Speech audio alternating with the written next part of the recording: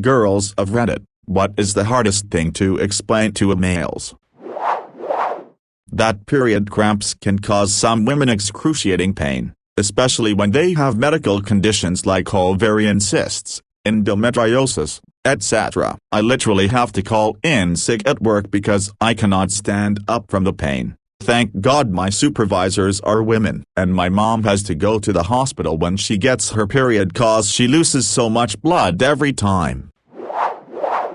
I remember as a young girl laying in bed curled up from the pain of period cramps. My mom was trying to console me and give me painkillers to go to class, and my brother walks by and says, like a brat, she's faking it to just get out of school. I know other girls and they don't complain about periods like this. I was so pissed, like, good for those girls, but we aren't all the same, asshole. I even snapped back, and I remember my mom being mad at me about snapping back, but not my brother undermining my pain. Thinking back to it still pisses me off. I'm hoping by now, maybe 12-13 years later and married, he thinks different. When I started to develop, it seemed like I went from flat to a C cup overnight. Had the lovely experience of everyone pointing it out, but no one took me to buy a damn bra. I had to figure that out on my own. My dad also started calling me tits, jokingly, which totally didn't give me a complex or make me insecure or feel objectified at all. Disclaimer: my parents were raging alcoholics. Results may vary. Similar, but weirder, maybe, situation. My husband's stepmother once pointed out how much her grandchild had grown. She was short. I didn't notice a difference and frankly didn't care, but pointed out she had indeed gained height. Nope, apparently she meant her boobs. Weird. Why would I care to keep track of the size of a child's chest, even if it was ultimately noticeable? I'm not invested in knowing. Edit to add, I'm not the mother. I am married into this family and see the child a few times a year tops. There's no easy way to give birth. C-section sounds just as difficult or even more difficult. My aunt described her experience with a C-section and I was shocked. She said she saw them put her organs on the table to get the baby out. I couldn't imagine. She also described her natural birth to me as well, and I was just, how do you do it? I'm terrified of having a baby now lol. I gave birth this week. I did the whole labor thing including pushing for 2 hours without any pain relief. Then needed an emergency C-section anyway. Nearly died on the table. The recovery is rough. Daily injections for 8 weeks. Can't drive or do anything strenuous for 6 weeks. Not being able to change my newborn because it involves lifting. I feel proud of how I gave birth and it wasn't easy. I have endo and here's how my life goes. Week 1, recovering from my period, very tired, very constipated. Week 2, ovulating, in a lot of pain, adhesions pulling if I sit too long. Week 3, PMS, crying over everything, feeling so sensitive and breakable that I once burst into tears because a co-worker who's basically my work mom gave me a friendly touch on the shoulder. Have to sit very carefully because otherwise I am too uncomfortable to live. Cry over his cute raccoons are. Week 4, bleeding with no predictability on how bad it will be. Is it light, medium, heavy, all at once? I don't get cramps as much anymore, but I have a lot of scarring on my right ovary and it hurts like a toothache, but like, in my hip. So nauseous, so very nauseous, have had to run off the train to puke. Poop constantly. Also the opposite, I'm skipping my period with it, because I have huge issues with PCOS and period pain. I don't have a boyfriend, I don't want a relationship. I'm happy like this. Still, people often tell me that I must be a whore then, because I take birth control while being single. Like, huh? What? Why? I don't even like casual hookups. I married a woman way out of my league. To this day, I'm baffled that she chose me. I'm convinced it has to do with the time she got period blood on my blankets and I got her a towel, turned on the shower, put my bedding in the wash, and laid out a fresh blanket for us. TLDR, ugly men of Reddit, be cool about menstruation. The return on investment is significant. Best way I can describe it, imagine your worst case of violent diarrhea you've ever had, the stomach cramps, the tenderness, the nausea, the feeling like you're going to explode. That, but all day for days. And, while you might shit or vomit, you'll never get relief. And eventually you'll run out of poop and you'll wonder why it feels like you're giving birth if you have nothing to give birth to. I've got endo so clots be life for me, but last month I had something called a decidiocast. Look that up if you're feeling brave. Or don't. It's nasty. It's basically when your uterus sheds its lining in one go rather than across several days. That was scary. Thought I gave birth to an alien. I hope it never happens to any of you. It was with good reason that the slang most of the teenage girls I grew up around used was on the blob. Some of the more straight-laced girls were disgusted by that phraseology, favoring more discreet terms or euphemisms. But as a guy, I couldn't blame the rest of them for just telling it like it is. This stuff is icky, but it's perfectly normal too. I think it's good for young guys to understand that before starting their first relationship with a girl. Too many of them seem revolted by the sight of pubic hair and the notion that a girl might need to freshen up before getting down. The mainstream porn they're exposed to sets completely unrealistic examples of young women who are always freshly showered and hairless from the eyebrows down. They never so much as fart, never mind pee, shit or bleed. The prolonged and sometimes agonizing cramps that we get when we're on out period. My brother calls me a drama queen for fainting a few times, struggling to breathe, getting lightheaded. And then I found a YouTube video of boys simulating that same cramping sensation, and all of them came out of saying that they never knew it was that bad. I sent him the link, but I'm almost positive that he didn't watch it. Here is the video if anyone is interested. As a dude, I've never understood why people don't take cramps more seriously. Like I wake up with a Charlie horse in my leg every once in a while, and it takes me like 5 seconds to get rid of it. But those 5 seconds suck, major ass. Then I imagine cramps like that, but I can't make them go away and they're in or near my balls. So I don't know what it's like, but I have enough of the pieces to put together that it's not fun. I was on a run while on my period once and I got one of those cramps that is basically in your asshole. I've heard other women call it butt lightning. It feels like a knife is twisting right up into your goddamn rectum. I literally stopped in the middle of the sidewalk, arched my back, and shrieked for a minute or two and was hyperventilating. Who knows what the neighbors thought, haha, but I had natural labor with my daughter and the pain was on par with labor pains. Especially back labor. It is so painful sometimes it'll stop you in your tracks. As a first-time father to a 9-month-old daughter, it's actually embarrassing how fucking low the bar is to be considered a good dad. For example, I work 3 o'clock to 11:30 from home. My wife works from 7 o'clock to 3 o'clock not at home and is usually home by 3:15. As a result of our genuinely extremely lucky schedule, I watch my daughter all day every day until she gets home. I feed her, clean her, make sure she's safe, all the shit any parent should be expected to do. For 6 months now since my wife went back to work, nearly every time I go to the grocery store, obviously with my daughter, a stranger makes a comment along the lines of, "Is daddy giving mommy a break today?" And I know it's not meant with ill will, but it so badly makes me want to just yell that I'm just being a fucking parent. I also have friends, relatives that ask why we don't send her to daycare while mom works. Maybe because I'm an able-bodied person that can take care of my own daughter alone, not to mention we save a ton on daycare costs. I've had numerous men say shit like, "I just couldn't handle that every day," but why the fuck not? Why do dads just have a built-in excuse to be absent? Got in a debate with my brother-in-law about this. He thought women are more naturally born with an instinct to know what's wrong with your child and how to fix it. I tried telling him it's less of an instinct born with, but one taught from very young, playing with dolls, and us moms know just as much as a dad does when this first baby is born. If dads paid as much attention to the baby's schedule and everything they did and ate, they would understand their baby really well too. And even then, moms don't know what's wrong 80% of the time. We're guessing and trying different things. I'm a guy and I can understand that. I have a pair or two of sweatpants with no pockets. I try to stick my phone halfway inside the waistband but it never works for long. It eventually ends up falling down the pants and gets trapped at the stretchy end part by my ankle, so gotta bend down and get it. At which point my ass crack sticks out because the pants are a size too small. Not too sure why I still have them.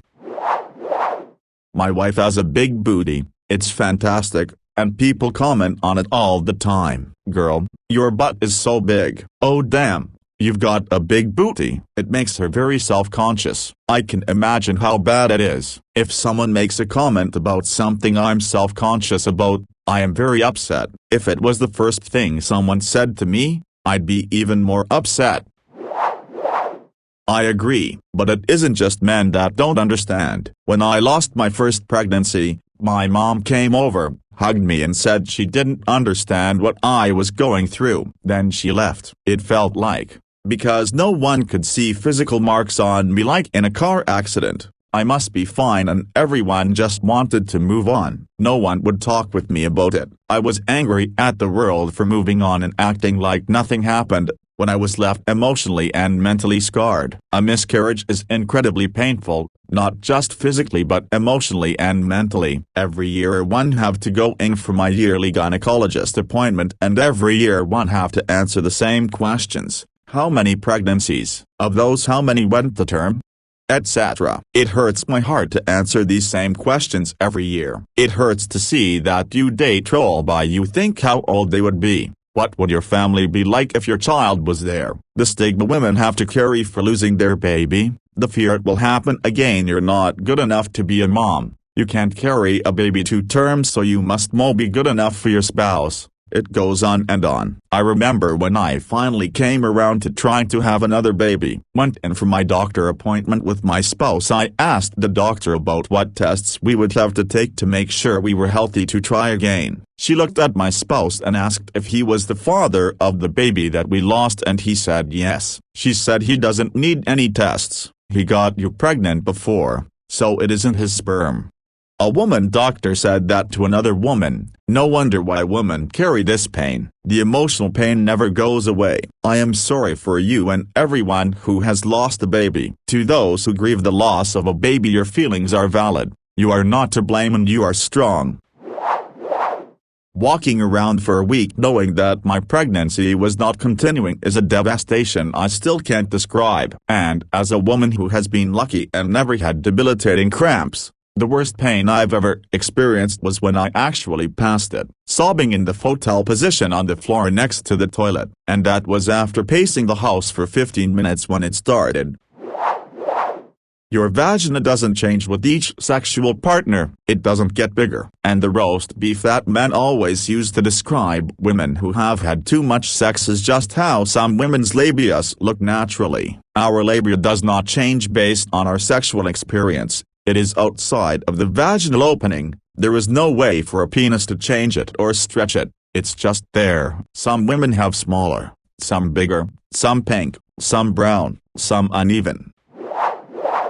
Unwanted attention / touching / being followed is not a compliment. I had a man fondle my butt as he walked by. I'm talking full on stroking it, while I was playing a video game. Another gay in a primer gray color van following me on the streets until I was able to lose him in a neighborhood. Men sending me unwanted DMs on Instagram and Facebook and being all pervy with me. And I'm told I should take it as a compliment and that it's not a big deal by men of various ages, especially since I'm fat and therefore should be grateful for any attention I get. No, men, I'm not grateful. I'm skeeved out and frankly terrified when this happens.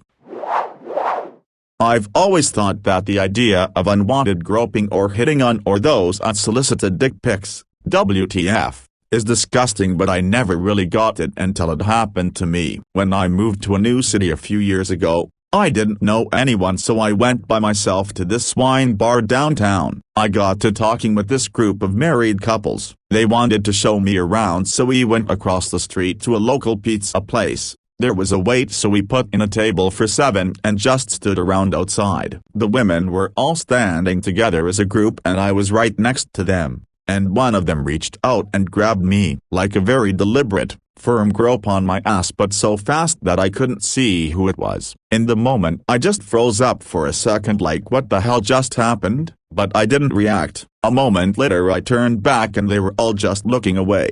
No idea which one of them did it, and their husbands were coming over to let us know the table was ready.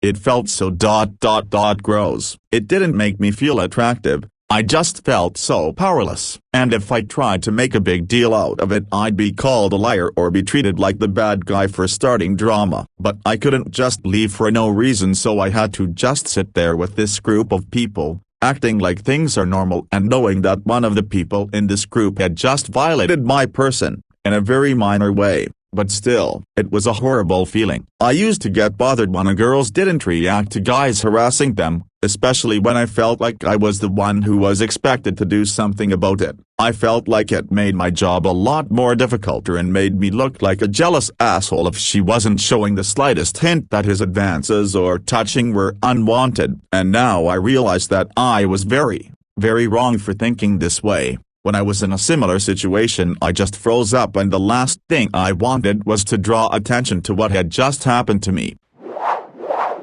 Just because I'm being nice to a male person doesn't mean I want to stick my tongue in his mouth. Some people are just cool, it's their personality trait. And no, I do not need you to explain me everything, I can think by myself. If I had any problem I would look it up on Google.